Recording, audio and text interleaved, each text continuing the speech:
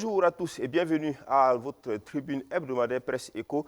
Presse Éco, c'est la tribune qui vous permet donc de suivre le décryptage des événements et des faits qui ont marqué l'actualité nationale et internationale avec nos chroniqueurs qui sont des hommes des médias, des analystes. Donc avec eux, nous refaisons la semaine en actualité. Aujourd'hui, nous allons évoquer au plan national deux sujets et au plan international un sujet. Au plan national, il s'agit d'évoquer au niveau politique, bien sûr, cet ultimatum de l'opposition politique, ultimatum en tout cas à l'endroit du président du Faso. Le chef de file de l'opposition a donné un mois avant d'appeler bien sûr à la démission du président. Nous allons donc parler de cette actualité. Et puis second sujet, il est question de la création, de la naissance d'un certain nombre de mouvements au plan politique également. D'abord au niveau donc de rupture positive. Rupture positive est un mouvement qui a été donc lancé et donc qui préside Lyon se connaît. Nous allons donc revenir sur cela, mais il y a aussi des mouvements créés par la société civile, nous allons en parler. Et puis troisième sujet, c'est le Mali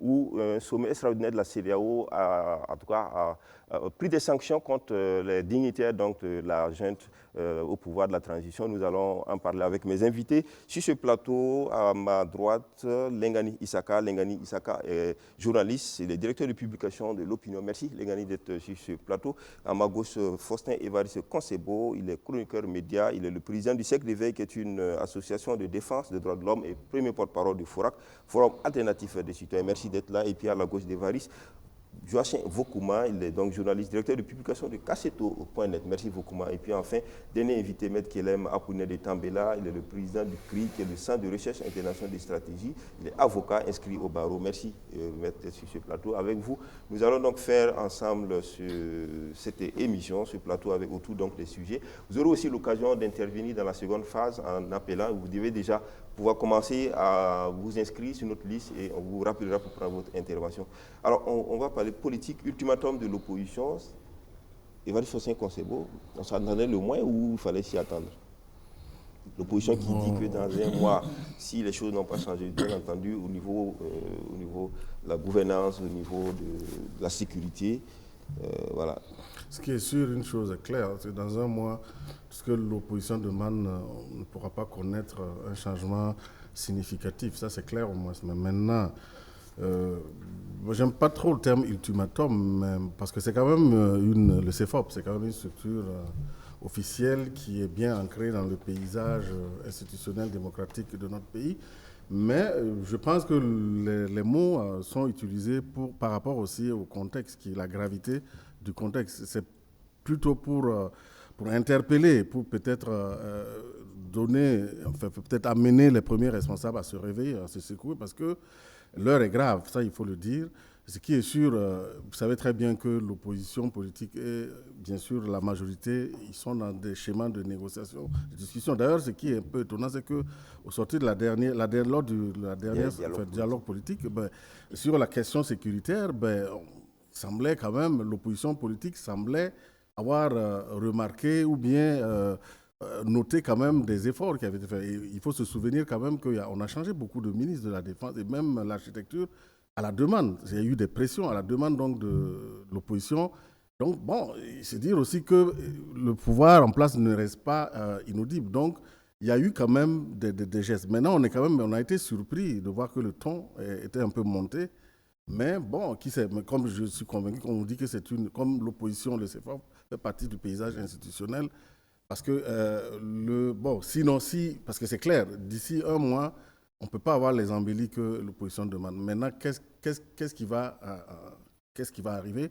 Là, je n'ose pas croire qu'on va précipiter notre pays dans des problèmes, parce que nous sommes déjà dans des problèmes. D'accord. Vokouma, l'opposition donne un mois au chef de l'État pour tout arranger. Voilà, faire reculer l'insécurité, faire arrêter les attaques terroristes. Et pendant ce temps, il y a 48 heures, il y a 7 policiers qui sont morts dans le Sahel. Oui.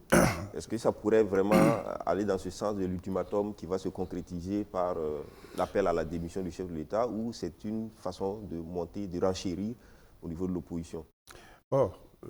L'opposition est dans son rôle d'interpeller l'État, le gouvernement avec ses mots, en mettant la pression de façon crescendo.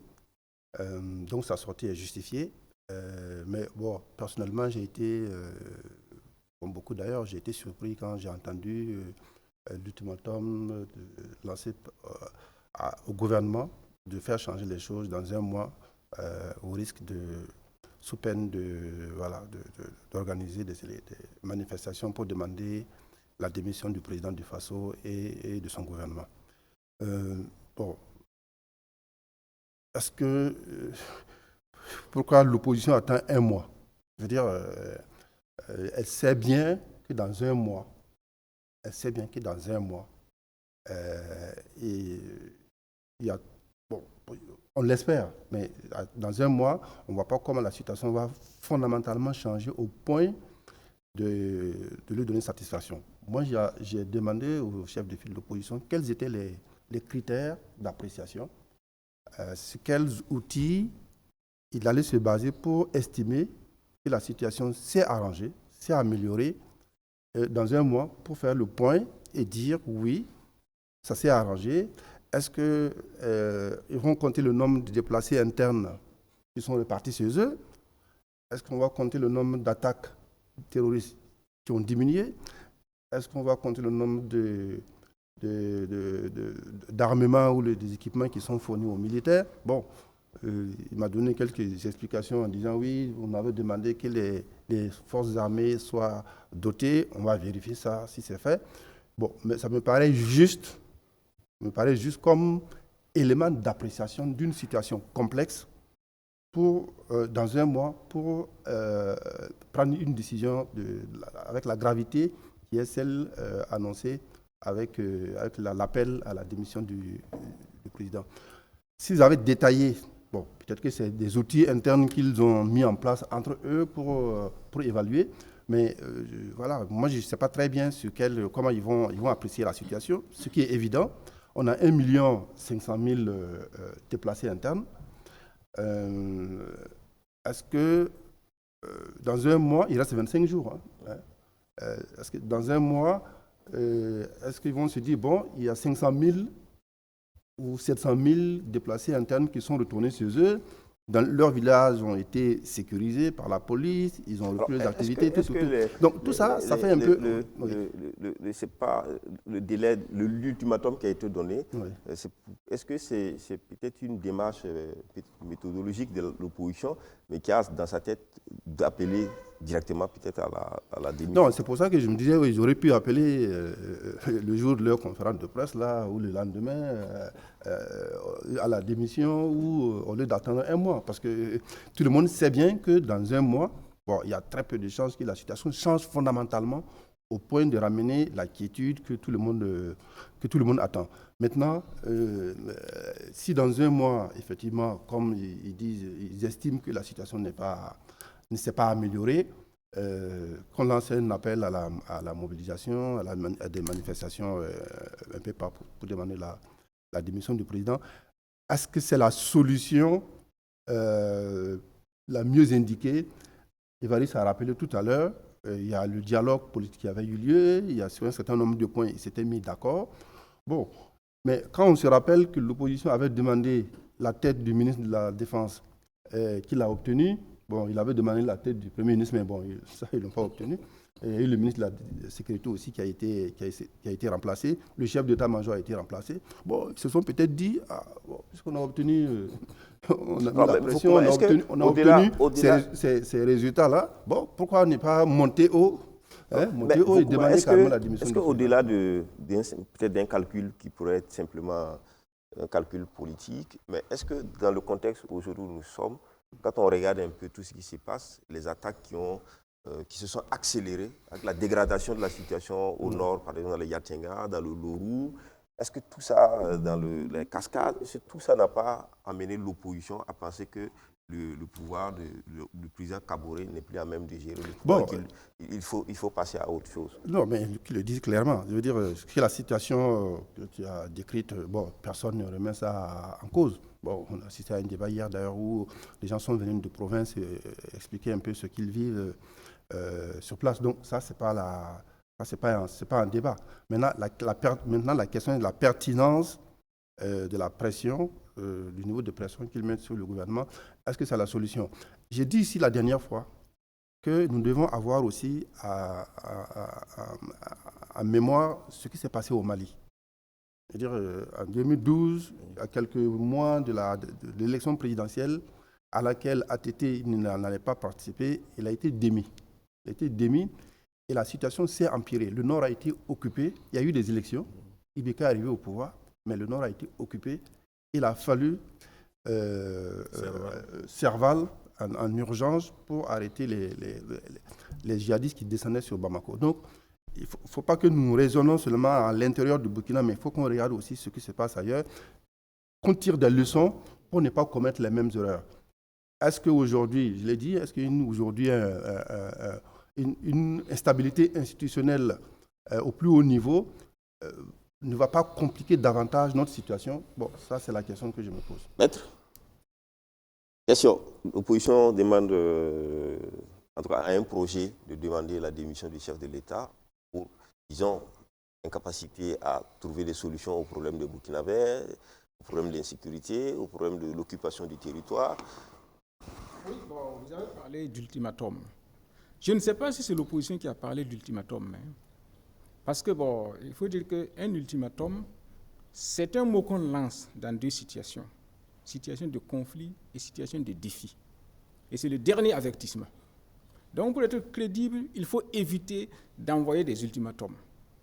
Est-ce que dans un mois, si la situation n'a pas changé, et dans 3 mois, l'opposition n'aura pas encore à faire d'autres ultimatums, et là, ça va porter atteinte à sa crédibilité. Donc, un ultimatum, généralement, se lance une seule fois. Mais l'opposition a dit, après un mois, elle va demander la démission du chef de l'État. Donc, l'ultimatum... Mais elle n'a pas dit ultimatum.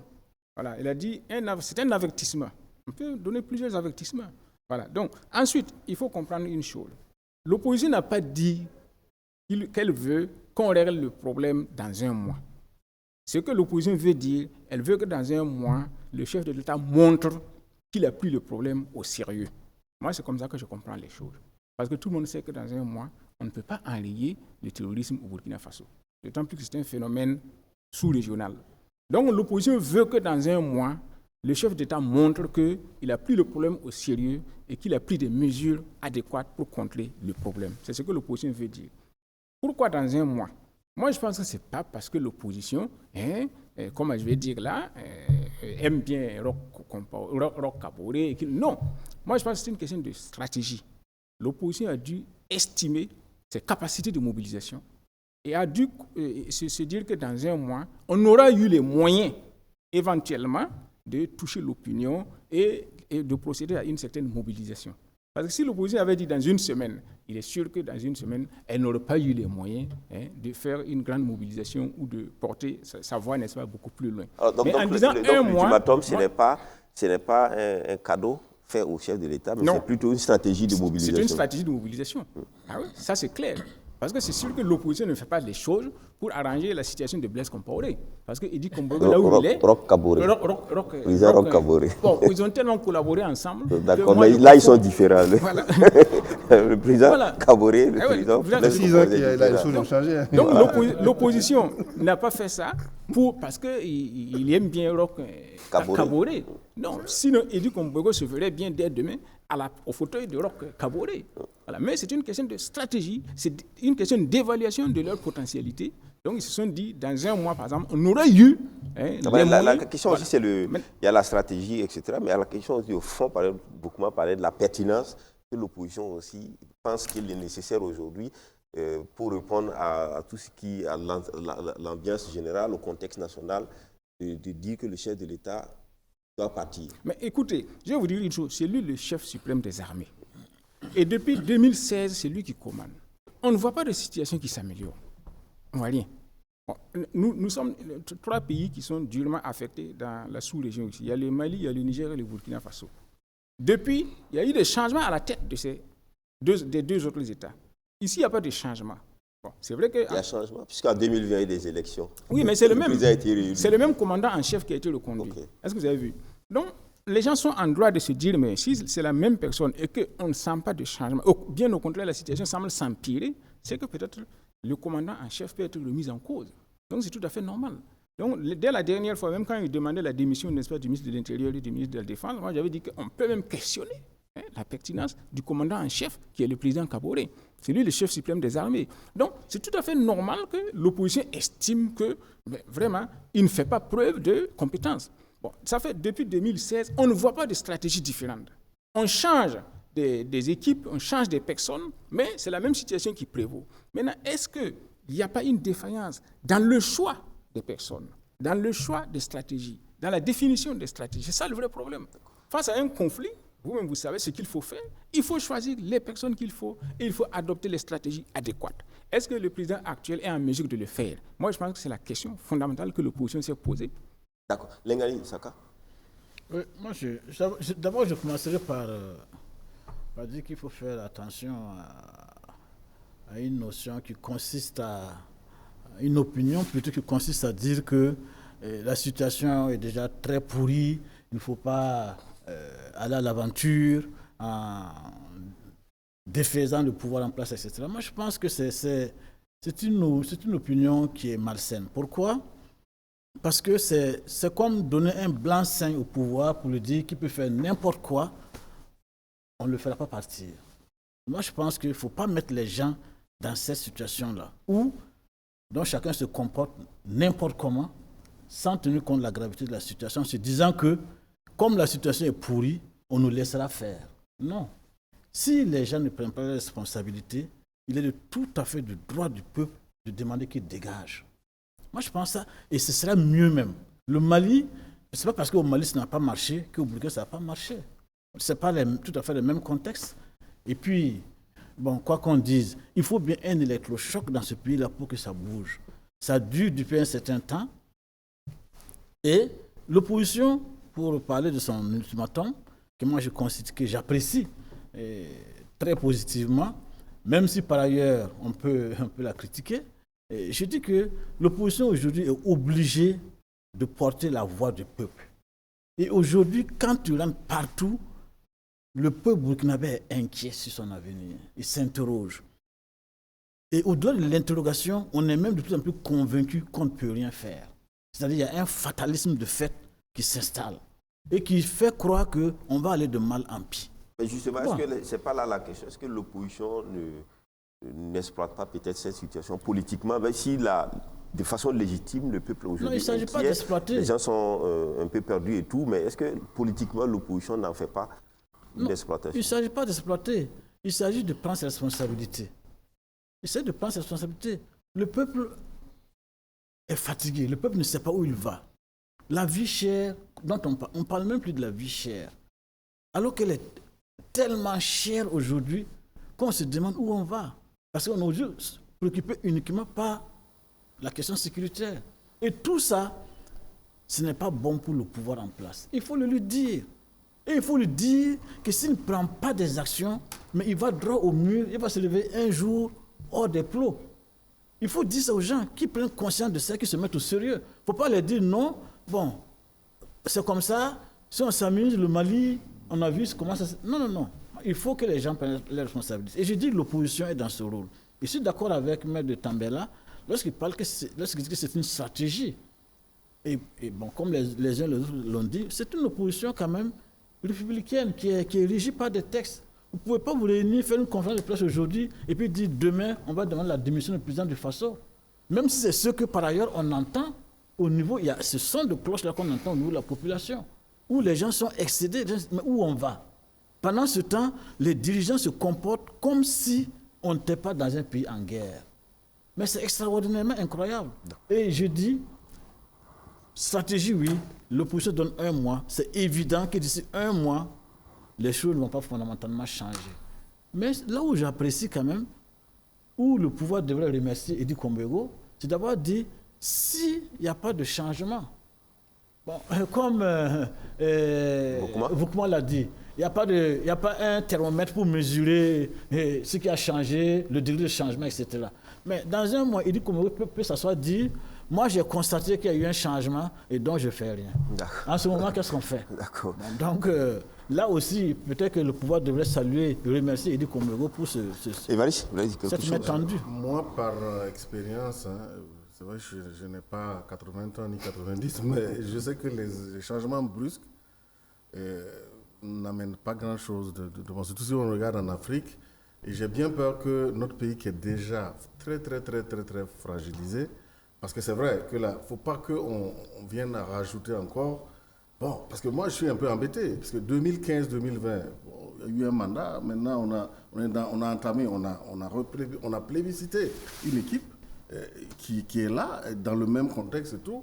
Bon, s'il faut encore, je ne sais pas, utiliser d'autres méthodes, parce que en fait, le souci que j'ai, moi, c'est... Je suis simple citoyen aussi. C'est vrai que la situation actuelle m'inquiète. Mais il ne faudra pas qu'on... Nous n'avons pas un autre pays où aller. Nous autres, nous avons tout investi ici. Hein. On n'a pas de maison à l'extérieur ni rien. Il faut aussi prendre cette donne-là en compte. Il ne faut pas que ça vienne aggraver la situation. Bon, et c'est ce qu'on avait dit ici. Ça ne servait à rien de faire des élections. On a pris 100 milliards à aller faire... Moi, j'appelle ça de la fête, la bamboula. On avait dit qu'il fallait mieux s'asseoir et voir ensemble la classe politique, comment est-ce qu'ils pouvaient négocier et trouver des solutions. On n'a pas écouté, on a pris l'argent, on a fait, et voilà les résultats, ça ne fait que s'aggraver. Maintenant, moi je ne suis pas sûr que ça soit une affaire de Roch-Marc Christian Kaboré, chef suprême des armées, parce que, comme je l'ai dit, le problème, c'est pas la stratégie. Bon, il y a la stratégie, il y a la politique, il y a la stratégie, il y a même, mais il y a aussi l'organisation qui est la grande muette. Est-ce qu'on est capable de réformer? Est-ce que le président a les mains? Oui, mais Évariste Konsebo, en tant que chef de l'État, c'est le premier responsable de tout l'appareil de l'État, de tout ce qu'il doit faire. Donc, c'est pas fait. Est-ce qu'il peut vraiment réformer cette armée sans qu'il y ait c'est que ça n'explose? Peut-être que là, si vous avez une bonne politique, je l'ai dit la dernière fois ici, une bonne stratégie, et que vous n'avez pas une bonne organisation, mais ça ne donnera rien. Ça ne donnera rien. Oui, donc bon, de ce point de vue-là, il y a un débat sérieux qu'il faut avoir. Et ça, je pense que pour avoir la légitimité d'engager cette réforme-là, il faut repenser notre armée, il faut le dire. Les conflits ne sont pas les mêmes. Il faut repenser, est-ce qu'il a la capacité, lui, ou le MPP mais si les gens écoutent, par exemple, quand on dit le président n'a pas la capacité, on dirait mais l'opposition a donc raison. Mais je ne dis pas que l'opposition a tort. Hein. Je ne dis pas, parce que l'opposition soulève un problème qui est réel, qui est que la situation ne fait qu'empirer et les gens commencent à en avoir marre. Et il y a des pertes en vie humaine. Il y a des conséquences qui sont très graves. Ça oui, mais maintenant comment on fait? C'est pas mettre le problème, c'est un problème vraiment de fond. D'accord. Oui. Maître veut dire quelque chose. Oui, d'abord, je voudrais dire que quand on dit que l'opposition veut exploiter la situation à son profit, c'est tout à fait normal. Parce que la politique, c'est les opportunités. Il faut savoir saisir les opportunités. Et tous les partis d'opposition saisissent toujours les opportunités que lui offre, n'est-ce pas, la malgouvernance du parti au pouvoir pour mobiliser et se mettre sur la selle. Donc, ça, c'est le premier point. Deuxièmement, je voudrais dire que, bon, quand par exemple on dit que choses-là, on a changé de choses, on vient d'élire le président, tout, etc. Moi, je veux dire que tout changement est porteur d'espoir et d'évolution. Tout changement est porteur d'espoir et d'évolution. Même quand on a l'impression qu'on recule, le peuple tire leçon de cela pour rebondir. Donc, moi, je n'ai pas peur des changements. Voilà, bien au contraire, c'est ce que je souhaite et c'est ce que je sollicite tout le temps. Les changements sont porteurs d'évolution. Voilà. Et enfin, troisièmement, quand Évariste dit que, par exemple, il y a une question d'organisation, par exemple, est-ce que Roch Christian Kaboré serait capable de réformer l'armée? Je dis, s'il ne peut pas réformer l'armée, qui démissionne. C'est lui le chef suprême des armées. S'il n'est pas capable de réformer l'armée pour la mettre en marche contre l'insécurité actuelle, qu'il laisse la place à celui qui sait le faire. Voilà. Si tu ne sais pas, dégage et laisse la place à celui qui sait le faire. C'est lui le chef suprême des armées. Il est le chef suprême des armées, ou bien il n'est pas le chef suprême des armées. Ou alors qu'on modifie la Constitution et qu'on donne le rôle de chef suprême des armées à une autre institution, autre que le président du FASO. Sinon, si tu es le chef, c'est toi qui dois conduire le pays. C'est toi qui as prêté serment. Il a prêté serment d'assurer l'intégrité du territoire et d'assurer la sécurité des Burkinabés. Maintenant, s'il ne peut pas le faire parce qu'il y a tel ou tel problème, alors qu'il le reconnaisse publiquement. Il n'a jamais dit. Hein. Non, mais c'est pour... Non, je rebondis sur ce que dit Konsebo. Il a fait des nominations, il a changé des chefs d'état-major, il a changé des ministres. Non, M. Lukman, c'est vrai, il a fait tout ça. Le problème n'est pas de changer. Le problème, c'est de mettre les hommes compétents à la place qu'il faut, même s'ils ne sont pas de son parti. Voilà, il peut faire un appel à candidature. Voilà. Et là, j'ai donné l'exemple hier, n'est-ce pas, des Grecs qui avaient fait appel à candidature pour choisir celui qui était à même de faire face au conflit qui opposait la Grèce et la Perse. Est-ce que vous avez vu? C'est pas des pays de même dimension quand même.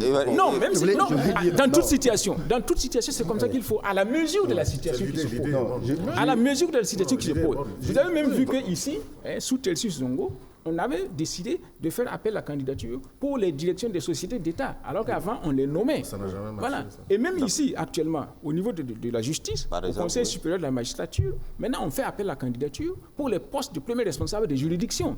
Et effectivement, moi, je dois reconnaître que les premiers responsables des juridictions ont une meilleure qualité qu'avant. Voilà. Parce que j'ai affaire à eux. Merci, donc, maître. en chaque circonstance, il faut savoir choisir les hommes qu'il faut pour faire face aux défis qui se présentent. Est-ce que Roch-Marc Christian Kabore, dans la situation actuelle, en est capable? Voilà. Je suis dans la même philosophie que Maître de Tambela. Je suis, passé par la dialectique aussi, je suis d'accord que tout progrès passe par la négation de ce qui existe pour qu'on donne quelque chose de positif. C'est le mouvement de l'histoire qui est comme ça. Je suis dans cette philosophie-là. Ça, c'est de façon générale, de façon philosophique, de façon théorique. Mais maintenant, quand on entre dans cette philosophie-là, dans la réalité, moi, j'observe des cas récents, contemporains. J'ai cité le cas du Mali, mais on peut citer Mais si on reste toujours au Mali, Oui. il y a eu 2 cas au Mali. Il y a eu le cas ATT et le cas Ibeka qui a été élu. 2 ans après, il a été renversé par des soldats qui sont au pouvoir aujourd'hui, qui sont un peu applaudis un peu partout par la jeunesse. Il y a d'abord eu, quand Ibeka a été renversé, il y a d'abord eu M. Ndao et le président... il y a une transition civile. Qui a été destitué, puis il y a encore une direction militaire qui est arrêtée avec le colonel Goïta. Où est la situation du Mali? Où en sommes-nous au Mali aujourd'hui? Est-ce que la situation s'est améliorée ou bien elle s'est empirée? Attendez, je finis. Est-ce qu'on peut dire que le pouvoir, le régime actuel au Mali contrôle plus la situation qu'avant? Je ne suis pas sûr. Quand on prend le cas de la Libye, c'est encore plus catastrophique. Depuis 2011, voilà un pays qui est complètement déstructuré. Parce que je suis pour les changements. Mais avec l'expérience, avec l'histoire... Au Burkina Faso, c'est la même chose. Avec l'histoire. Non, Burkina Faso, c'est la même chose. Prenez le cas de Mali. On est d'accord. La Libye, c'est un peu notre cas. On va rester dans les cas qui se ressemblent. Le Mali, le Burkina, c'est plus proche. Mais la Libye, c'est tout autre chose. Parce que là-bas, c'est la guerre civile. C'est tout à fait différent. Est-ce que le Mali, par exemple, avec la junte aujourd'hui, conduite par le colonel Goïta, est-ce qu'il n'y a pas eu des avancées notables par rapport au régime d'Ibeka sur la question sécuritaire? Bon, je vois pas les décisions qui sont prises. Non, pour l'instant, je vois pas face à face avec la France par rapport à la Russie et tout. Pour l'instant, ils n'ont pas... On a parlé du cas Wagner, mais pour l'instant, je n'ai pas vu... Eux-mêmes ne le disent pas. Ils discutent avec les Russes. Renouer une coopération avec la Russie qui existait au temps depuis Modibo Keïta. C'est des décisions fortes, non? C'est quand même des décisions fortes qui donnent un peu d'espoir aux Maliens. Pour l'instant, ce sont des discussions et j'attends de voir un peu la suite et les conséquences positives que ça peut apporter pour le Mali. Pour l'instant, bon, moi je suis encore, je reviens, c'est vrai que j'ai l'âme révolutionnaire, j'ai l'esprit de contradiction. Mais je dis, faisons attention. D'accord. Faisons attention à des expérimentations hasardeuses. Il ne faut pas qu'on complique une situation qui est déjà compliquée. Et en se lançant dans des aventures qu'on ne maîtrise pas. On sait ce que c'est qu'une transition, on sait comment ça commence, mais on ne sait pas comment on va, dans quelle direction, et qui va prendre la place de qui va être le chef. On va tomber dans une période d'incertitude qui va profiter encore aux terroristes. C'est ce qui s'est passé exactement au Mali quand Ibeka a été destitué. Mais moi, je veux pas Ibeka, hein. C'est ATT. Même au Burkina. Je voudrais me porter carrément en contraire de ce que dit Boukouma, parlant de notre cas particulier, le Burkina Faso. Bon, effectivement, notre histoire récente nous enseigne qu'en 2014, nous avons mis brutalement fin à une expérience démocratique qui était en cours. Nous avons expérimenté une transition, nous avons fait des élections, nous sommes au fond du trou. Ça confirme ce que nous... Ça, c'est une réalité. Et moi, le prochain coup, si ça doit venir, brutal, c'est pour remonter. C'est-à-dire, on n'a plus d'autre choix au Burkina Faso que de remonter. Et on remonte avec roc ou on remonte sans roc. Pour moi, c'est ça qui est la véritable question. Si Roch veut, on remonte ensemble. Il a les moyens de le faire. C'est le chef suprême des armées. Et dans une situation où le pays est en lambeaux, on est obligé de le suivre. Et ça me rappelle un peu la sortie des 2 anciens chefs d'État, qui ont déjà commencé à nous mettre de la pommade, je sais n'importe où, pour nous demander de suivre tout ce que le président dira. Comme si jusqu'à présent, on a refusé quoi que ce soit de ce président. Donc ça veut dire que nous sommes dans une posture où on va le suivre, quelles que soient les décisions qu'il va prendre en ce qui concerne l'armée. Donc il a les pleins pouvoirs, il a les moyens. Aujourd'hui, s'il décide de réformer l'armée pour en faire une armée de combat, il peut le faire. On va le suivre, on le suivra, le peuple le suivra. Ça, c'est une évidence, il me semble. Mais s'il refuse de faire ça pour se complaire de la situation, parce que là aussi, c'est trop facile de jeter l'anathème sur l'armée. C'est comme si l'armée ne faisait rien. C'est comme si l'armée n'était pas opérationnelle. Non. Qu'est-ce qui fait que la situation est comme ça? Qu'est-ce qui fait que sur le terrain, nous perdons du terrain? D'accord. En fait, c'est ça. C'est la vraie question. Et la vraie question, d'abord, il y a le moral des troupes. Moi, je pense, et beaucoup de gens l'ont dit, il est inconcevable que dans une situation de guerre, on n'arrive pas à motiver suffisamment les hommes pour aller au front. Il s'agit de ça d'abord. Si quel que soit le type d'arme que vous donnez à un homme, s'il n'est pas motivé, s'il n'a pas la fibre patriotique, l'adversaire prend cette arme-là pour se retenir contre ses autres. D'accord, merci Lengani. Et je voudrais revenir sur un exemple, un cas quand même que Évariste a cité qui est très intéressant. Nous avons parlé des élections ici. On a tout fait au niveau des acteurs conscients de la société pour qu'on ne prenne pas les centaines de milliards, mettre dans des élections inutiles et de surcroît qu'on a organisé par le fait de pouvoir de libérer des terroristes. Parce qu'en vérité, c'est ça. Le plus grave, ce ne sont pas les milliards, c'est les terroristes qui ont été libérés et qui sont revenus pour nous combattre. Les élections, c'est un consensus entre l'opposition et la majorité. Hein. Justement. Ah oui, donc, on a pris l'exemple ici. L'Assemblée nationale, les députés avaient tourné. Ils ont fait une situation de la nation pour venir dire le peuple ne veut pas des élections, le peuple veut plutôt sa sécurité.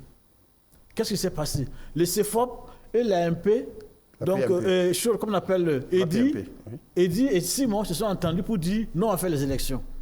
C'est ça. Et voilà parce que chacun était dans un calcul. D'accord. Voilà. Exactement. On a évoqué ça ici. Et il appartenait au chef de l'État en ce moment de dire non, moi j'écoute la voix de mon peuple. D'accord. Les représentants du peuple m'ont dit, il y a ci, il y a ça, vous faites ce que vous voulez, mais moi j'écoute la voix de mon peuple et je dis qu'on reporte les élections et on trouve d'autres solutions pour gérer le pays. D'accord, merci. Évariste. Revenant sur la question de l'armée, moi je dis bien, quand tu dis de réformer l'armée, Lengani le dit bien, armée de combat, ça suppose que ça soit une armée offensive. Si vous remarquez jusqu'à présent, c'est toujours des embuscades, se fait surprendre. Mais ça dit comment est-ce qu'on fait pour transformer une armée de maintien de l'ordre, quasiment, il faut le dire. Dans nos pays africains, les colons n'ont pas voulu mettre en face des armées qui puissent être capables de défendre, jouer vraiment leur rôle. Donc, comment c'est pas je ne sais pas moi, en 5 ans que ça demande vraiment du courage. Et en plus, les phénomènes qui apparaissent comme le terrorisme, c'est des phénomènes nouveaux, ça demande, moi-même carrément, je pense qu'il faut créer d'autres corps d'armée plus adaptés. Évariste, on a vu par exemple, lui il le disait, on a vu par exemple des responsables, des ressortissants, des leaders de certaines localités où le terrorisme à pied, par exemple les VDP. Qu'est-ce qui explique qu'aujourd'hui les VDP soient totalement... On reçoit beaucoup d'informations liées à ça. Si l'armée, qui est l'armée, j'allais dire, formelle, ne tient pas la route, si comme ça se dit, alors, mais pourquoi l'armée, les armées, les forces armées civiles qui sont créées aussi ne sont pas prises en charge par l'État même qui les a créées? Là, vous savez très bien dans quel contexte est né les VDP, parce qu'il y a une méfiance qui demeure toujours, hein, et comme...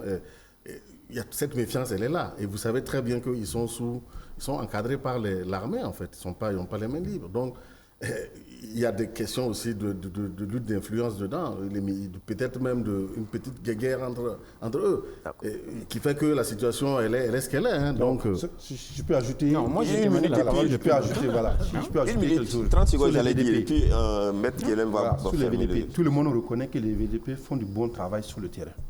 Il y a des villages des entiers qui auraient été totalement occupés par les terroristes s'il n'y avait pas les VDP. Ça, on le sait. Et hier, on a eu beaucoup de témoignages qui montrent la bravoure des VDP, mais, et ça aussi c'est un secret de polichinelle, il faudrait bien qu'on règle leur situation financière comme il se doit. Ce n'est pas normal que des VDP fassent 8 mois, 7 mois, 8 mois sans recevoir leur pécule. Comment voulez-vous motiver quelqu'un qui va aller au combat, qui va aller risquer sa vie, même si le minimum qu'on lui a prévu, qu'on lui a promis, n'arrive pas. Ça, c'est pas ça qui motive. Mais quand même, ça joue. On va risquer sa vie pour la défense du pays. Mais si en contrepartie, ce qu'on a promis est arrivé, qu'on a ça, au moins ça motive un peu plus. Donc, il faudrait que cet aspect-là soit réglé parce que ce n'est pas acceptable. D'accord. juste Non, pour moi, donner c'est- une information. Non, mais moi, c'est... moi, Vous non, aurez il la faut me parole, laisser Maître. parler aussi. Vous aurez la parole. Allons-y. Non, moi, c'est juste une information. C'est une financière. information, Maître. Allons-y. Un tiers du budget actuel national est alloué à la défense et à la sécurité. Comment on peut comprendre ce que Boukouma développe? Maître, Non, donne la parole. moi, ce que je voulais dire là, c'est qu'il ne faut pas apprécier le changement au niveau d'un peuple du jour au lendemain. Voilà. L'histoire d'un peuple se fait de génération en génération. D'ailleurs, je vais vous dire pourquoi. Pourquoi, n'est-ce pas, au Mali actuellement, on discute sur la prolongation de la transition. Dernièrement, je viens d'apprendre que les grands imams, les religieux veulent que la transition là aille de 5 à 10 ans. Pourquoi en Guinée actuellement, ils discutent sur le délai de transition imposé par la CEDEAO? Parce qu'ils ont tiré les leçons de l'échec de la transition au Burkina Faso, qui s'est passé en une année et qui n'a pas pu prendre les mesures nécessaires. Donc, les changements qui sont effectués Pas seulement au ici, Burkina Faso, hein. Le Mali aussi a eu sa transition après. même en Guinée, La Guinée a eu sa transition après Alpha. même en Guinée. Voilà, donc, ce sont les leçons de tout ça. Si au Burkina, Ce sont les on a leçons fait de tout ça plus d'un qui an, servent, t'es foutu. et non seulement à nous, mais aux autres aussi. Et donc, il n'est pas dit que si une transition se faisait actuellement encore au Burkina Faso, ça se ferait de la même façon. Et même si vous remarquez d'ailleurs, pourquoi actuellement la Pologne ne s'entend pas avec l'Union européenne? Parce que justement, on trouve qu'ils sont nationalistes. La Pologne a fait près de 200 ans sans territoire. Et ils ont tiré le leçon de cela. C'est pour ça que le nationalisme est très fort actuellement en Pologne. Enfin, pour terminer, je vais dire que Isaka a fait cas, n'est-ce pas, à la lettre des deux anciens chefs d'État, adressée au chef de l'État. Il y a une erreur monumentale qui s'est glissée dès les premières lignes de leur lettre. Moi, je n'arrive pas à comprendre que des gens qui ont eu à présider ce pays ne connaissent pas l'histoire de leur propre pays. Ils ont dit qu'en 1947, la Haute-Volta a été reconstituée sur la base des frontières de 1932. 1919. C'est faux. C'est faux. Parce que les frontières de la Haute-Volta en 1919, c'était le fleuve Niger qui était la limite.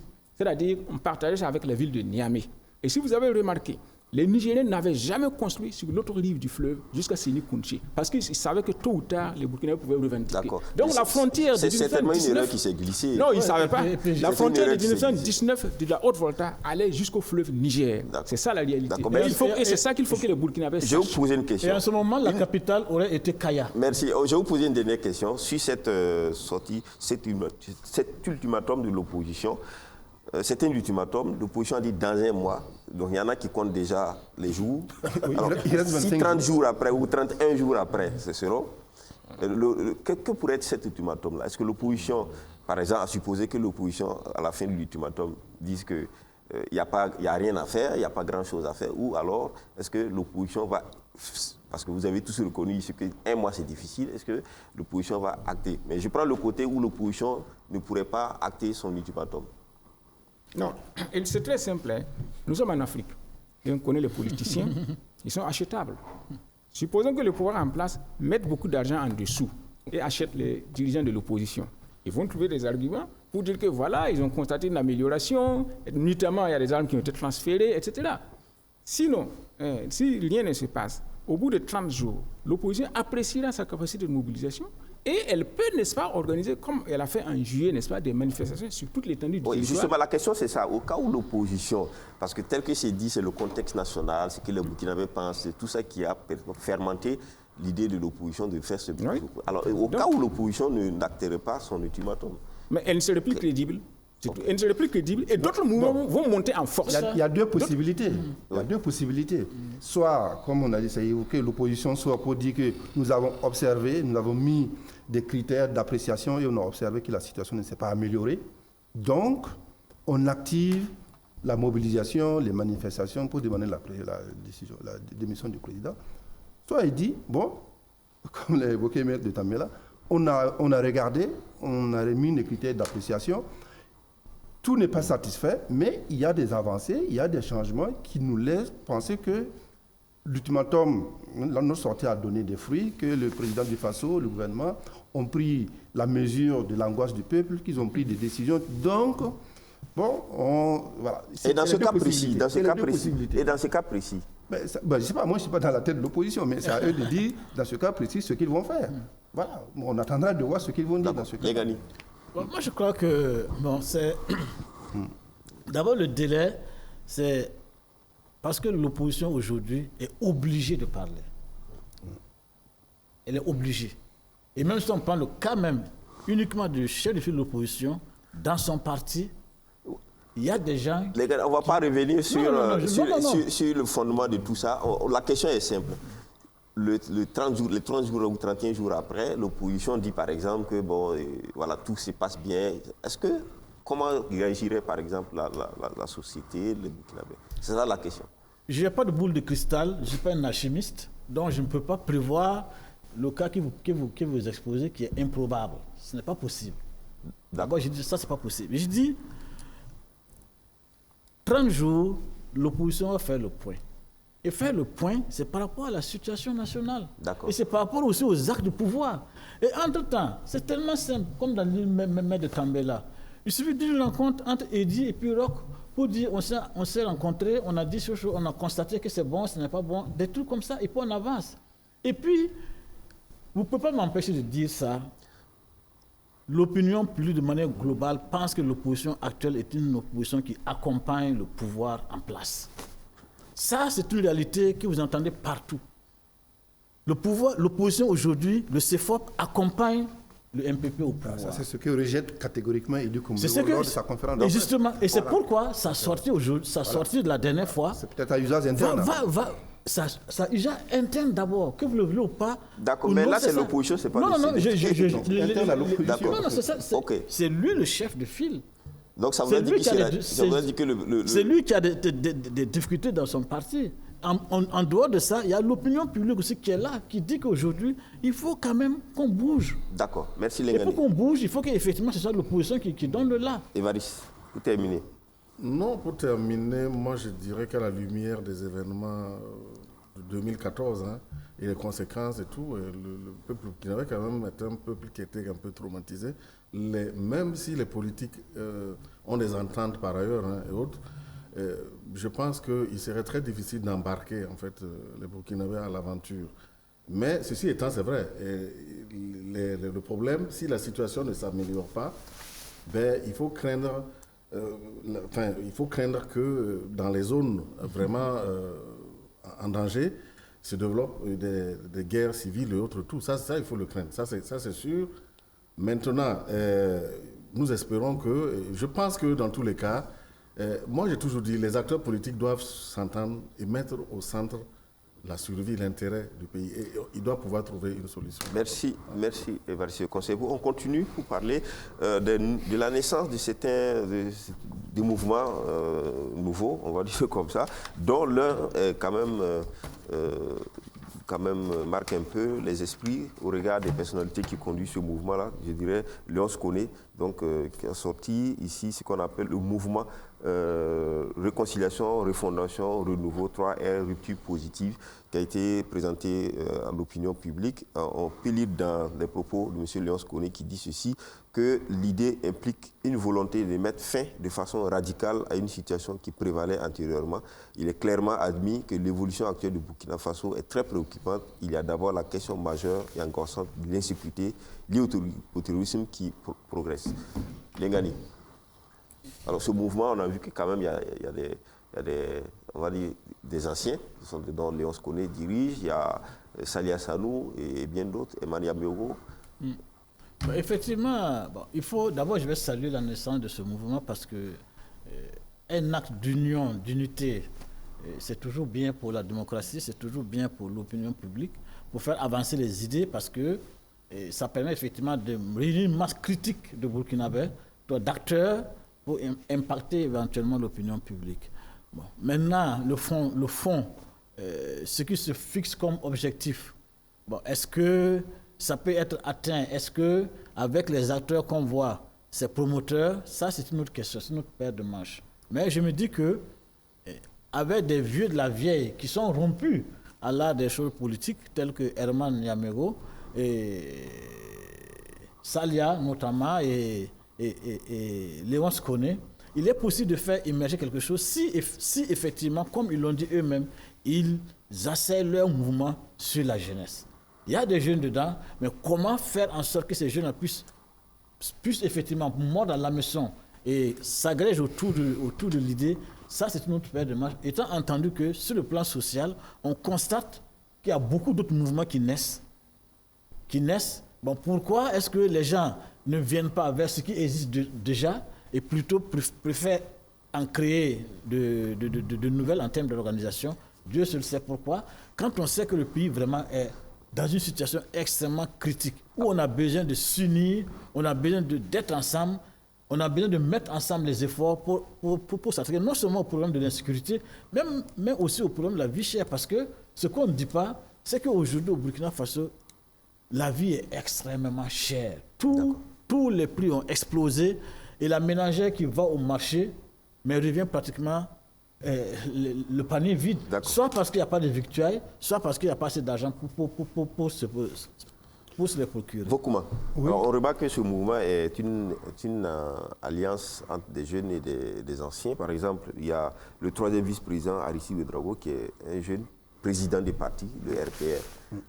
C'est le statut du mouvement que je n'ai pas très bien saisi. Est-ce que c'est une association de la société civile? Selon ce qui est dit, c'est un mouvement qui regroupe des associations et des partis politiques, un peu dans la forme d'une coalition. Oui, mais est-ce qu'ils vont participer, par exemple, aux élections municipales qui viennent? Est-ce que ils vont agir sous la forme d'un parti politique ou bien c'est juste un mouvement de la société civile pour sensibiliser les Burkinabés, les rassembler, pour se mettre ensemble face aux problèmes de développement. Ça, je ne sais pas très bien, parce que le MPP, c'est un mouvement du peuple pour le progrès, mais qui est un parti politique. C'est clairement dit, agir ensemble, qui est un parti politique. Bon, c'est un mouvement. Parce que dedans, je vois bien qu'il y a un parti. C'est un mouvement politique, mais ce n'est pas un parti politique. C'est ça la différence. C'est un mouvement politique, mais pas un parti politique.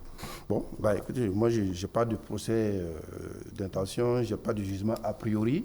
J'ai lu ce qu'ils ont dit, changement de mentalité, lutter contre la corruption, ils acceptent le patriotisme, ils sont pour l'équité sociale, moraliser le système électoral, et tout. Enfin bon, tous les mots que nous dénonçons ici, nous combattons par nos propos ici depuis plusieurs années. Bon, moi j'attendrai de voir les premiers actes qu'ils vont poser pour donner un contenu concret par rapport à leur proclamation, à leurs intentions. Bon, à l'heure actuelle, moi je ne sais pas ce que je vais dire de ce mouvement. Bienvenue dans le paysage social burkinabé qui est en ébullition. Ça montre que, en tout cas du côté de la société civile, ça c'est une particularité burkinabé que les autres pays nous envient ou peut-être ne comprennent pas toujours.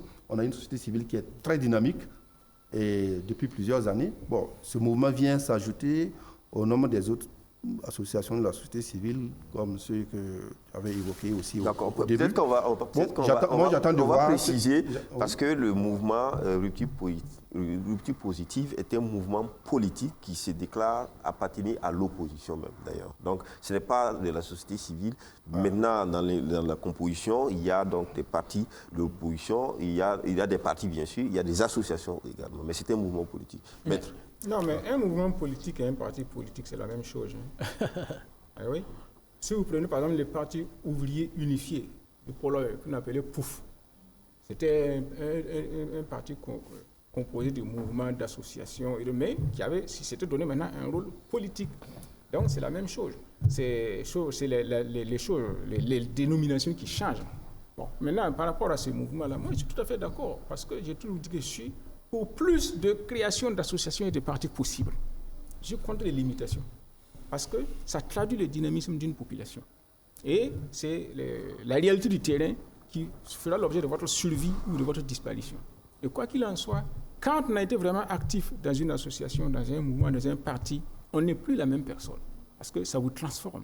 Et donc, ça vous fait acquérir, n'est-ce pas, une notion de citoyenneté. Ce n'est pas pour rien, n'est-ce pas, que la Constitution reconnaît les partis politiques et leur donne un rôle d'encadrement des citoyens. Donc, moi, je suis tout à fait d'accord. Maintenant, quand tu as parlé de rupture, ça, je suis dubitatif. Si on prend quelqu'un comme Léon Spone, c'est quelqu'un qui semble, comme je vais dire, logique dans sa trajectoire, du moins dans le peu que je sais de lui, quoi. Mais Herman, par exemple, est quelqu'un qui est spécialiste de volte-face. Voilà. Et Saya Sanou, bon, je ne le connais pas très très bien. Et ce que je sais, c'est que ce n'est pas à 70 ans qu'on fait des ruptures radicales, comme vous avez prétendu le voir. Je ne vois pas, l'histoire ne fournit pas beaucoup d'exemples où des gens de 70 ans ont opéré des ruptures radicales. Mais il y a des jeunes dans le parti, parce que quand on prend le RPR, c'est la quarantaine, autour de la quarantaine. Les jeunes peuvent servir de faire valoir. Est-ce que vous avez vu? Et même, moi, j'ai vu des partis, n'est-ce pas, où on disait qu'il y avait des jeunes, mais les vieux qui sont là-bas les étouffent. On a vu ça au RPR en France, hein, à l'époque d'Albin Chalandon, etc., où c'était un parti, n'est-ce pas, composé de personnes âgées, qui se disait qu'il y avait des jeunes, mais les jeunes étaient chaque fois étouffés à l'intérieur de ce même parti. Même dans notre pays, les jeunes se plaignent toujours dans les partis politiques. Et même si vous pas la place. Oui, même si vous prenez l'UDF, il y a eu ce problème-là avec les jeunes giscardiens, qui après s'étaient séparés, n'est-ce pas, des vieux, hein, les François Léotard, les Michel Noir, le maire de Toulouse, là, Dominique Baudis. Vous partez trop loin. Au Burkina, ici, c'est léger. Voilà, c'est pour dire que c'est pas parce qu'il y a des jeunes dedans que les jeunes vont effectivement émerger. Parce que les vieux qui sont à la tête, n'est-ce pas, c'est une question de pouvoir, peuvent faire jouer les toignards et ils sont là que pour servir de faire valoir. Donc, c'est pas la peine de me dire que parce qu'il y a des jeunes dedans. Non. Merci. La réalité peut être tout à fait autre chose. Merci. Évariste Konsebo. Non, moi, je trouve que c'est par rapport à la situation actuelle que nous vivons qui est très dramatique. Il y a des Burkinabés se regroupent autour donc du sujet. Moi, je trouve que c'est très bien parce qu'on n'est jamais assez. On a besoin de tout le monde. On a besoin de toutes les voix, on a besoin de toutes les mobilisations possibles pour pouvoir faire des propositions et constituer un contre-pouvoir, ça c'est sûr, parce que bon, ceux qui ont le pouvoir n'ont pas la même lecture forcément que les autres, alors que dans un système de jeu démocratique, on doit pouvoir avoir ces contre-pouvoirs-là. Mais je note qu'ils ont beaucoup d'ambition, hein, à mener une démocratie exigeante, créer un système qui crée des opportunités de progrès, d'apaisement. C'est très très bien. Ils veulent jeter, comment dirais-je, une nouvelle base de l'action publique, politique. Ça aussi, c'est très bien. Ils veulent même rendre le vote obligatoire. Maintenant, c'est vrai que le point qui m'a le plus intéressé, c'est leur vision de la réconciliation, parce que là, ils ont fait une lecture qui est tout à fait juste. C'est vrai qu'on est dans une société, tout est divisé, manichéenne. Oui.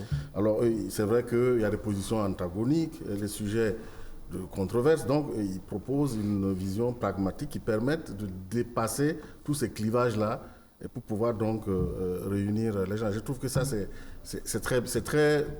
ce qui convient à la situation actuelle sociopolitique au Burkina Faso. Ils ont aussi proposé que, ça c'est la voix de Léon Spone, au regard de la situation sécuritaire et tout ça, de permettre que les anciens éléments du RSP qui sont en prison puissent retrouver leur activité aussi. J'ai lu ça, mais vous savez, 2004, le RSP a été supprimé il y a combien d'années maintenant? Vous savez, ça fait... En 2015, bien sûr. Oui, mais ça fait quand même beaucoup de temps. Hein. Il faut les reformer, il faut les recycler.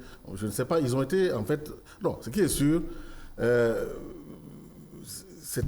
y avait une technicité que ces gens pouvaient apporter. Maintenant, de là à dire qu'il faut... Parce que quand même, dans 5 ans, est-ce que ces gens ont été réemployés? Je pense qu'ils ont été réaffectés dans les autres corps.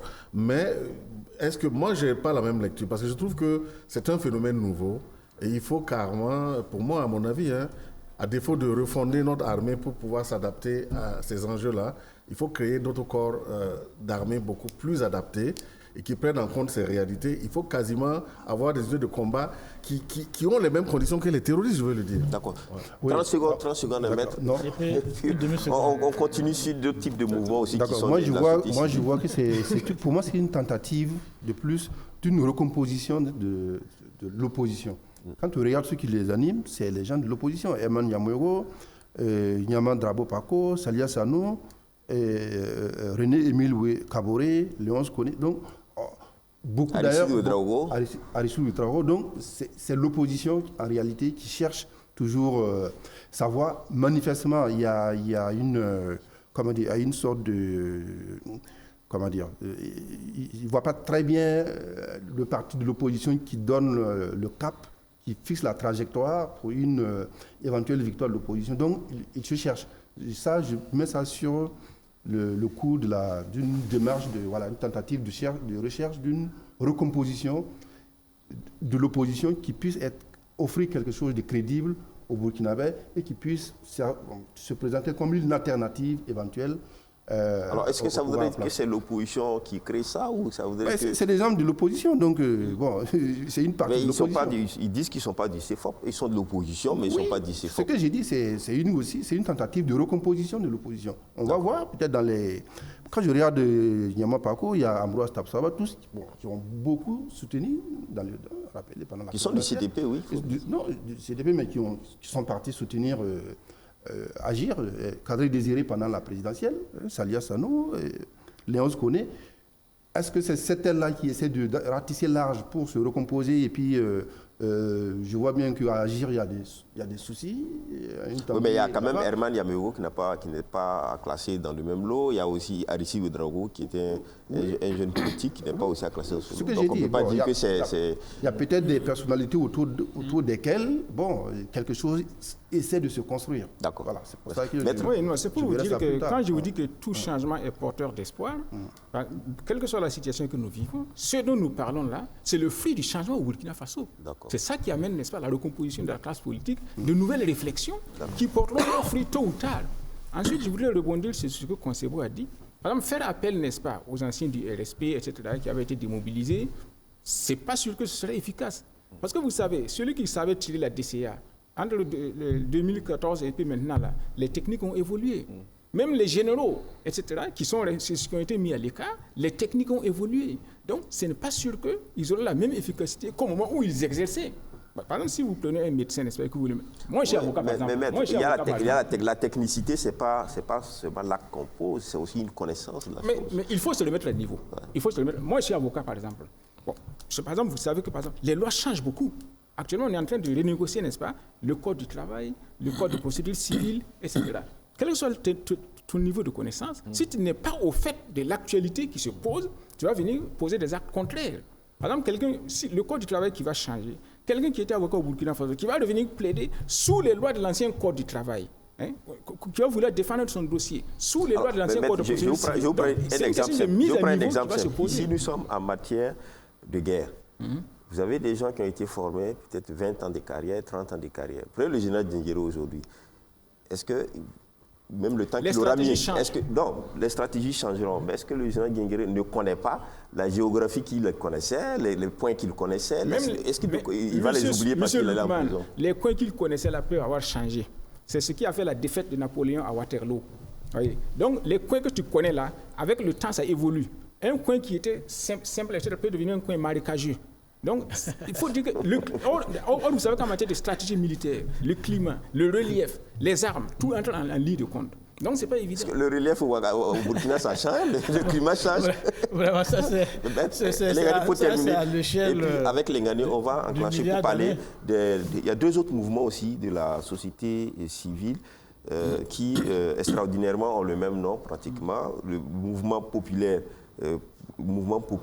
Sauvons le Burkina Faso et le mouvement Sauvons le Burkina Faso. On va en parler avec les Ghanais. Oui, mais juste 2 minutes, 2 secondes avant. 2 secondes avant, oui.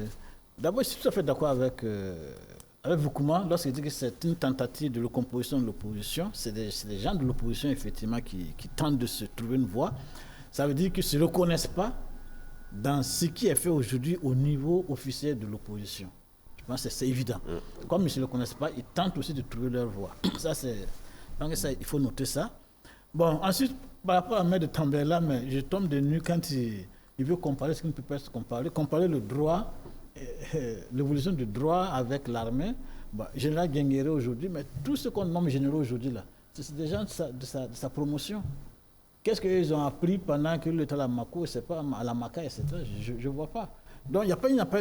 Et puis, je pense que quand on parle de réconciliation, le véritable, là où ça se pose le plus, avec le plus d'acuité, donc, et où c'est le plus intéressant à atteindre, c'est au niveau de notre armée. Et ça, on néglige très souvent. D'accord. Il faut amener nos militaires, les anciens comme les nouveaux, ceux qui sont en actif comme ceux qui sont à la retraite, à comprendre qu'aujourd'hui, ils forment un seul corps et que c'est la nation qui est en péril. Dans toutes les situations de guerre, on fait appel aux démobilisés, aux POC, etc. Au Burkina Faso, on refuse l'ancien RSP pour des questions, mais vraiment d'apatridie en réalité. Parce que ceux qui refusent ça, de mon point de vue, ils ne veulent pas le bien de ce pays. Dans tous les pays, quand il y a la guerre, on rappelle les anciens militaires. D'accord. Alors, pourquoi ne pas rappeler ceux-là qui ont été formés pour ça? D'accord. Pourquoi ne pas faire usage de général Guinguéré? Parce que, vous voyez, c'est ça aussi qui fait le contrat de ce pays-là. C'est-à-dire qu'on veut réussir tout en refusant de se donner les moyens de le faire. Lengani, merci. C'était donc la proposition de rupture positive en autres. Maintenant, on parle aussi, on a vu aussi d'autres mouvements très rapidement qui sont apparus. Par exemple, Sauvons le Burkina Faso, qui a fait une conférence de presse vendredi. Sauvons le Burkina Faso était un mouvement dirigé par Drabo Mamadou, qui en est le secrétaire exécutif national, et qui a pour président d'honneur national Ibrahima Maïga, qui est un compatriote vivant aux États-Unis. Et le second mouvement populaire, Sauvons le Burkina Faso, est dirigé par Massé Tankwano et Hervé Ouattara et Zaïda Pascal, qui sont des personnes qu'on connaît. Alors, moi, je voudrais que vous donniez très rapidement une lecture de cette effervescence. Je crois que c'est moi qui devais en Ah oui, d'accord, les gars. Cette naissance, cette résilience, cette naissance de mouvement, on sait que, par exemple, là, Massé Tankwano et Hervé Ouattara, ce sont des insurgés, ils disent, qui reviennent. Alors, Zaïda Pascal, c'est toute autre chose, mais il y a aussi d'autres mouvements à côté. Bon, moi, je dis que c'est comme pour au niveau de rupture 3R. Hein, bon, il y a des gens qui se retrouvent parce que la situation nationale est favorable à la création de ce type de mouvement. Bon, je pense que c'est tout à fait naturel, c'est tout à fait normal. Il faut saluer. Bon. Mais là où ça me pose problème, c'est quand on est dans le... on se donne les mêmes objectifs et on est incapable de se parler ensemble. Et alors que dans le même temps, tout le monde prône ce qu'on appelle la réconciliation, l'unité, etc. Il faut se mettre ensemble. Mais par contre, même sur le simple fait même de pouvoir s'asseoir sur la même table pour dresser une stratégie, on est incapable de le faire. Ça veut dire qu'on n'a pas encore pris la mesure de la situation de ce pays. Tous ces gens qui s'excitent, est-ce qu'ils m'excusent, mais je pense qu'ils s'excitent, ne sont pas au sérieux. Ils ne sont pas au sérieux, pourquoi? Notre pays aujourd'hui, ce n'est pas la multiplication de ces initiatives-là. Ils se connaissent les uns et les autres. Pourquoi ne pas être capable de s'asseoir pour discuter et trouver des solutions? Mais peut-être que ça viendra, par la suite, ils pourront faire converger vers une plateforme. C'est tellement simple. Mais pendant ce temps, qu'est-ce qu'on fait de concret sur le terrain? Chacun lance un mot d'ordre de désobéissance ici, en tout cas, le mouvement des Tankwano, Matsé Tankwano, prévient qu'il lancera un mouvement de désobéissance civile, appelé à la désobéissance civile. Le mouvement, souvent le Burkina Faso, de Ibrahima Maïga, lance une mobilisation pour le 27 novembre, appelle à soutenir donc la FDS pour le 27 novembre. Moi, c'est ce qui m'étonne, c'est que les vieux de la vieille en matière de lutte, tels que Hervé Ouattara et Massé Tankwano, ils se mettent de côté. Il y a un mouvement qui est en train de naître. Allez les encadrer. Vous n'avez pas besoin de créer votre propre mouvement. C'est cette logique-là que je ne comprends pas. Personnellement, quand j'ai reçu le lien pour adhérer à Sauver le Burkina, mais j'y ai adhéré. Je n'ai pas cherché à savoir qui dirige, qui fait quoi. Je suis rentré dedans pour voir ce que c'est, pour apporter ma contribution. Je n'ai pas besoin de créer mon association à moi pour exister. Ça veut dire que, je dis, il faut qu'on essaie de se foutre de ce pays-là. La situation est seulement grave pour que les gens se mettent au sérieux. Merci, Lengani. Bokuma. Bon, Très c'est vrai rapidement.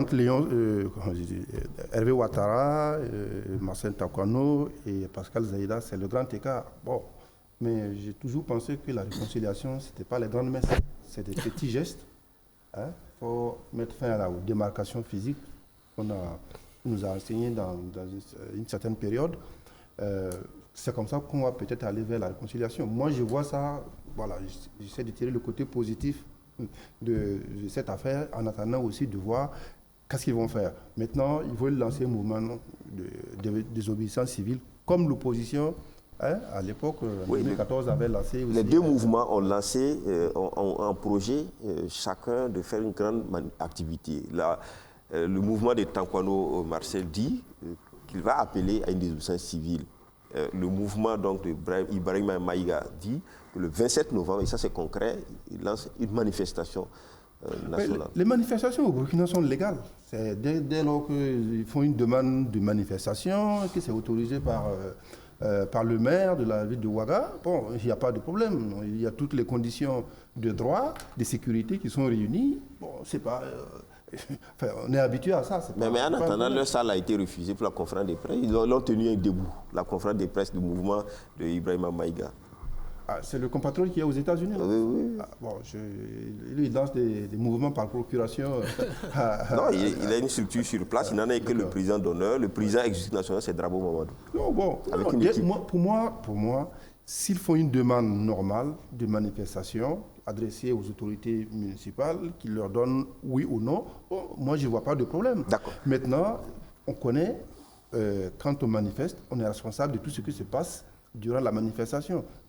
Ça dans les réponses que les maires apportent aux demandeurs, c'est écrit noir sur blanc. Tu es responsable de ce qui se passe pendant la manifestation. Merci beaucoup. Évariste Conservo, très rapidement sur cette je me demande quelle est la valeur ajoutée de tous ces mouvements. On entend, mais j'ai l'impression que c'est un peu le remake d'un film que les gens veulent ou pensent peut-être pouvoir. Mais c'est vrai que par rapport à avant, en 2014, le Burkina n'était pas à terre. Mais actuellement, c'est grave. Ce qui se passe est très grave. Et je pense plutôt qu'on devrait plus se mobiliser pour chercher des solutions ensemble. Parce que si le bateau coule, nous allons tous couler dedans. Mais ces mouvements sont aussi pour la recherche des solutions. Oui, mais ceux qui n'ont pas encore déballé les batteries. En quoi est-ce qu'une désobéissance civile va venir améliorer la situation? Je ne vois pas. Dites-le moi.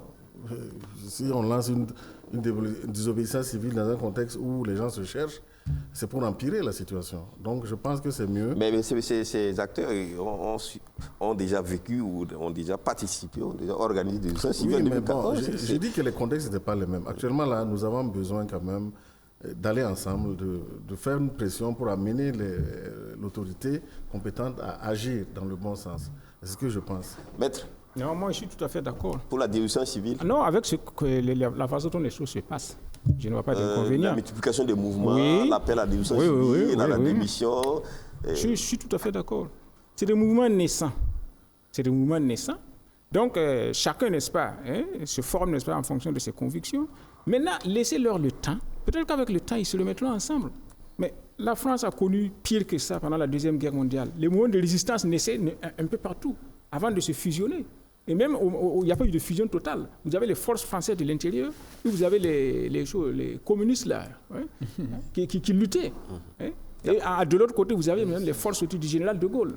Donc, c'est pour dire que chacun avec sa conception, et cela me rappelle, n'est-ce pas, l'ébullition de la société civile qui a conduit à la chute de Blaise Compaoré. Il y a eu plusieurs mouvements, et chacun, n'est-ce pas, avec ses convictions, etc. Et à un moment donné, ils ont fusionné.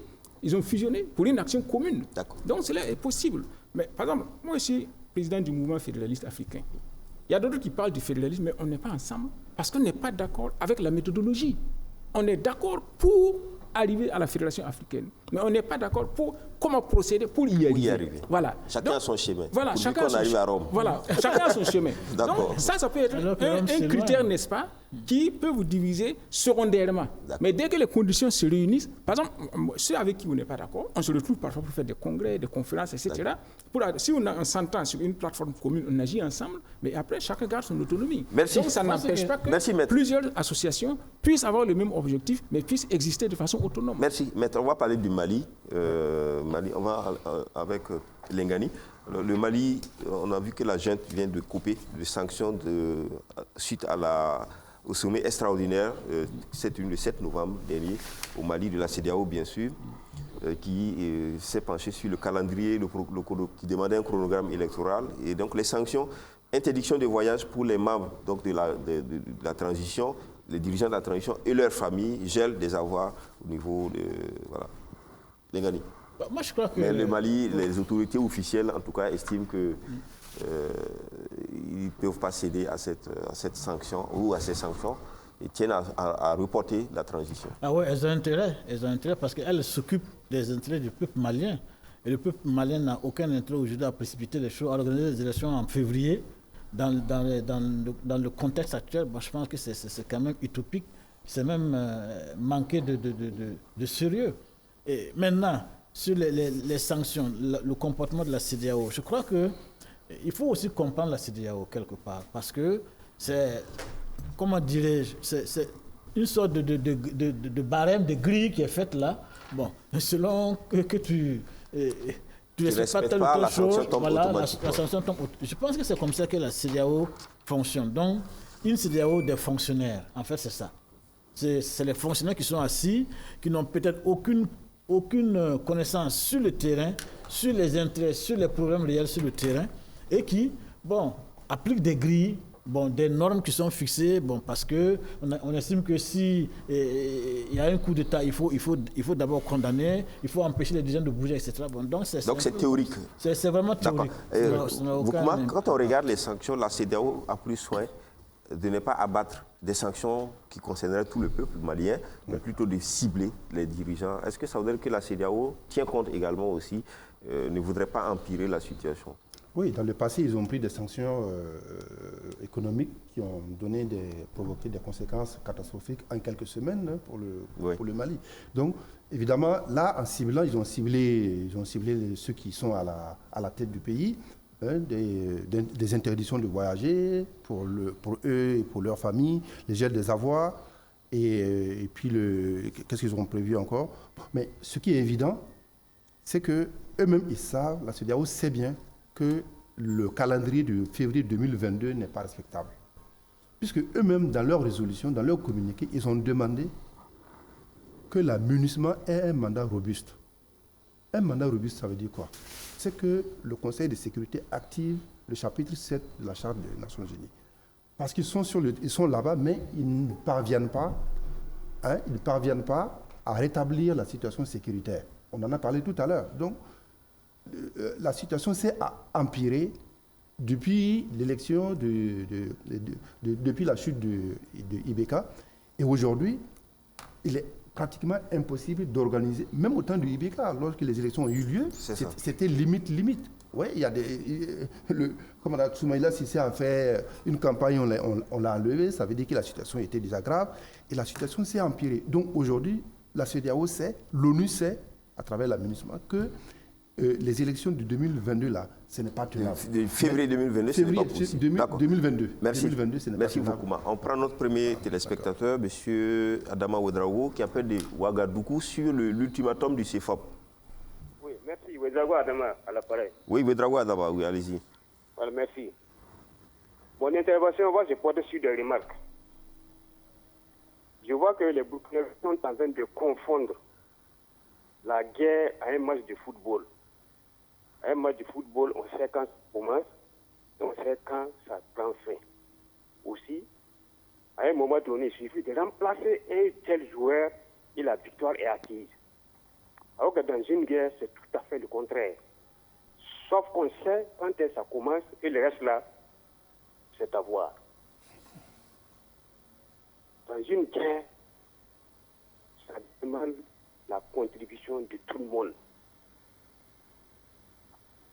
Et aussi, je dis, le Burkina Faso n'est que le dernier des pays à connaître le terrorisme. Ceux-là qui connaissent le terrorisme avant nous sont toujours dedans. Ils ne sont pas encore sortis. Pourquoi nous voulons nous croire en des super-hommes? Pourquoi nous ne voulons pas l'union sacrée que le président du Faso a lancée? Pourquoi? on ne se pose pas des questions autour de ça. L'union sacrée, c'est ça qu'il nous faut. Lorsqu'on indexe le président, que s'il ne peut pas, il n'a qu'à démissionner. On est président du Faso et chef suprême des armées, ça c'est de façon théorique.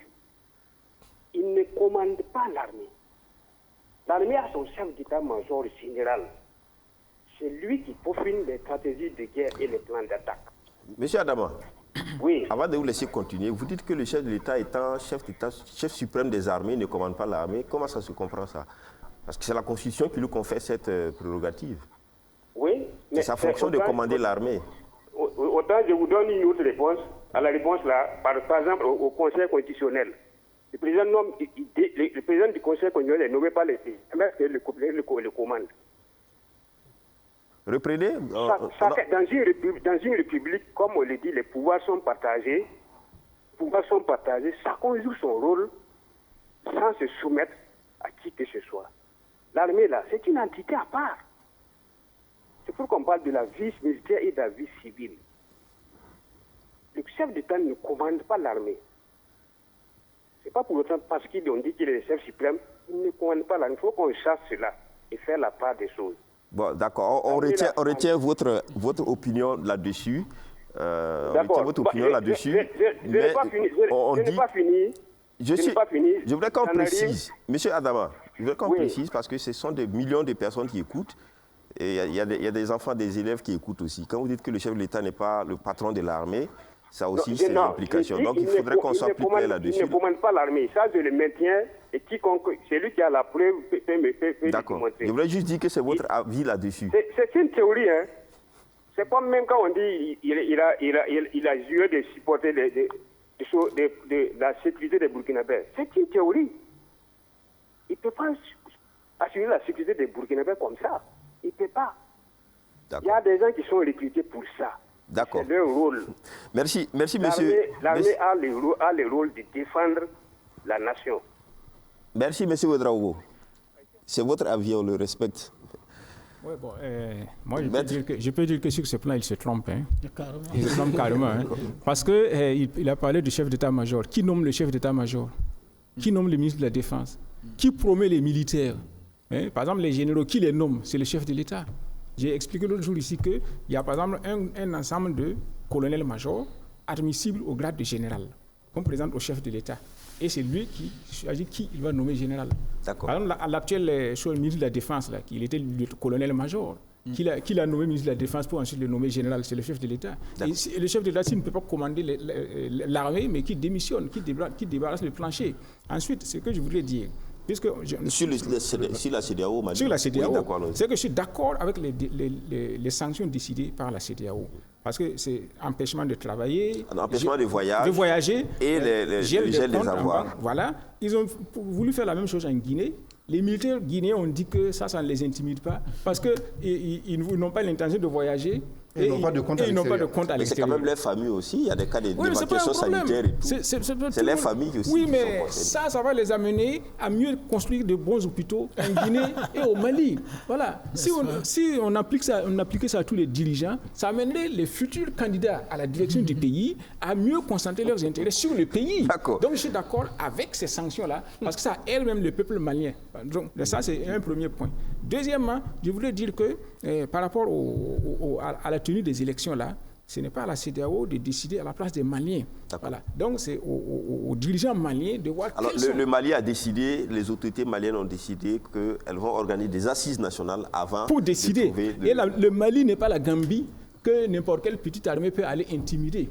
Voilà. Donc le Mali a très peu, n'a pas beaucoup peur, n'est-ce pas, par rapport aux sanctions de la CEDEAO. Et puis vous vous rappelez qu'au Mali actuellement, il y a le bruit qui court comme quoi le Mali veut sortir de la CEDEAO. C'est pour dire que si la CEDEAO frappe fort, le Mali est capable de sortir de la CEDEAO. Comme Barbo menaçait de tirer la Côte d'Ivoire de la CEDEAO. D'accord. On va prendre le deuxième téléspectateur, M. Seydou Ouedraogo, qui appelle de Ouagadougou, là également sur l'ultimatum du CEFOP. M. Ouedraogo, allez-y.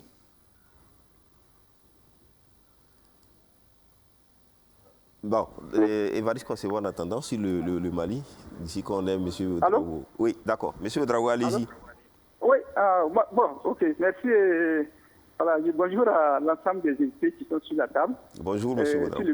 le plateau plutôt. Voilà. Et, non, en fait, je voulais m'exprimer sur le premier sujet. Oui, d'accord. Non, c'est la démission que réclame le chef de file de l'opposition après les 1 mois, bon, au cas où ça, selon eux, n'aurait pas de résultat tangible. Bon, moi, je trouve que ça, c'est une position à la fois contre-productive et dangereuse. Contre-productive parce que c'est l'occasion qu'on donne aux terroristes d'accélérer, parce que c'est du plein déni. Voilà, ils se diront que oui, de l'autre côté, ils sont divisés et si eux, en tout cas, ils renforçaient leur attaque, ils parviendront à faire démissionner un président. Donc c'est une position qui va les galvaniser. Et vous allez voir, certainement que les attaques vont aller crescendo d'ici les 1 mois. Et voilà pourquoi j'ai dit que c'est contre-productif. Ça veut dire que nous, Burkinabés, on se divise pour favoriser l'entrée des terroristes. Maintenant, je dis que c'est dangereux parce que je ne m'attendais pas à ce que toute une institution qui se dit républicaine, si tant est que le chef du fil de l'opposition est républicain, alors je m'étonne qu'une institution républicaine demande la démission du président.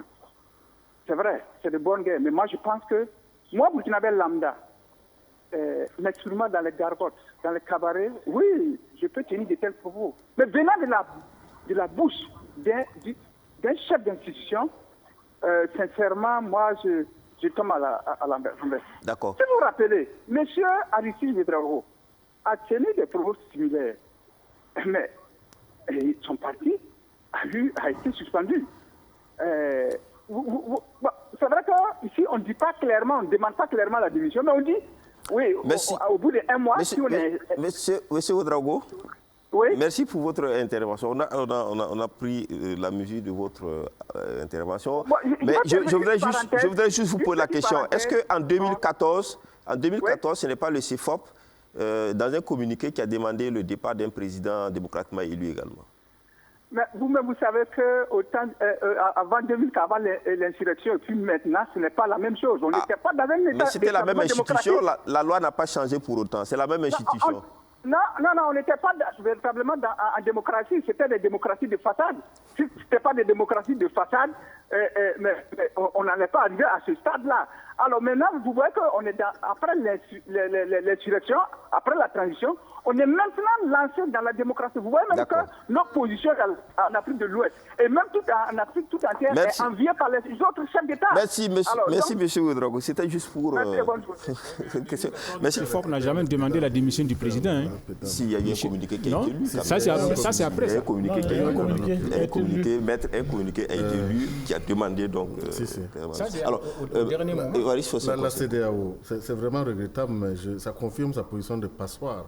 Parce que sincèrement, non, moi j'ai tout comme l'impression que c'est la suite en fait de la guerre avec la France. Les chefs d'État ont dû avoir été mis sous pression par la France. Parce que, il y a quand même le Nigeria dans la CEDEAO. Si, parce que non, bon, oui, mais est-ce que vous avez... Oui, mais là, le Nigeria se fait moins entendre. Hein, parce qu'on voit tous ceux qui se mettent en avant, on les voit en fait. Hein.